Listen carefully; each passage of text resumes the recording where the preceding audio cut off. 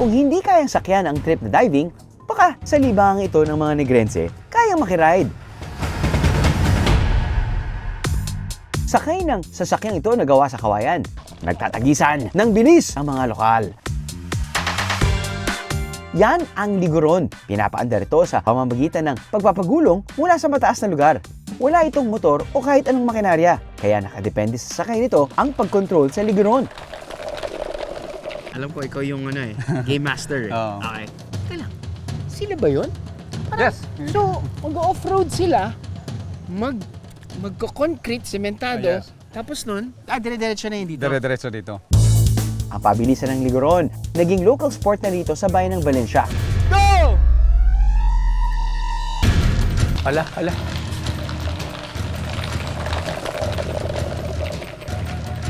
Ang oras ni Player 1, 12.13 seconds.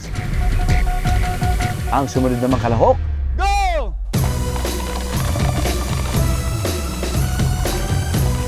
Ay, wala lang. Parang papunta ng palengke. ang relax entry ni Player 2, 10.42 seconds naman. Samantala, si Player 3,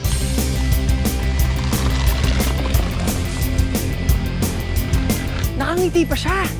Ay, wala lang. 9.54 seconds naman. Patadaig ba tayo sa mga lokal? Siyempre hindi, no?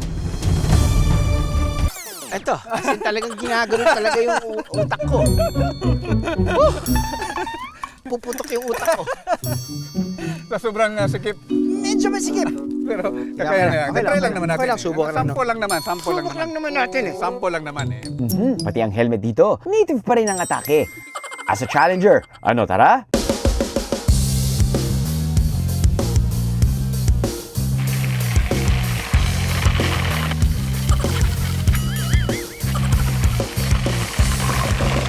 Ang galing. Panalo, Galing, panalo. bro.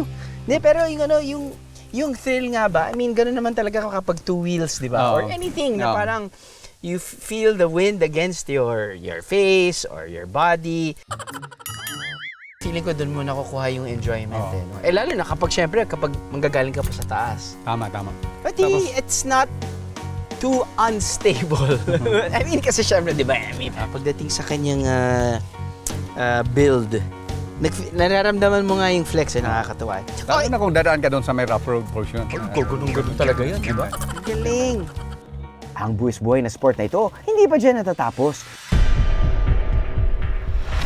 Dahil level up, literal na mainit-init ang tapatan. Sakay ng liguron, kailangan nilang tumalon sa nagbabagang apoy.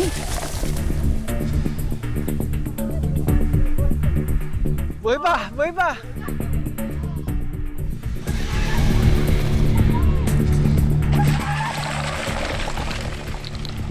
First time pa ba nakita ang ganito? Ang galing! Break, break, break! Taong 2013 pa ng opisyal na sinimulan ng karerang ito sa Negros Oriental. Pero ang level up sa kompetisyon nila ngayon, meron na ring liguron na nakakapagsakay ng 4 hanggang 6 na katao. Wild! Sinubukan din nila kung kakasya ang 10 katao, pero hindi pa man tuluyang umandar. Ang sinakyan nilang liguron, bumigay na. Pero don't worry, ligtas naman sila kahit medyo nahulog ang iba. Hehe. I am the meeting is BIA. All you gotta do is just subscribe to the YouTube channel of GMA Public Affairs and you can just watch all the Behind the Drew episodes all day, forever in your life. Let's go! Yeehaw!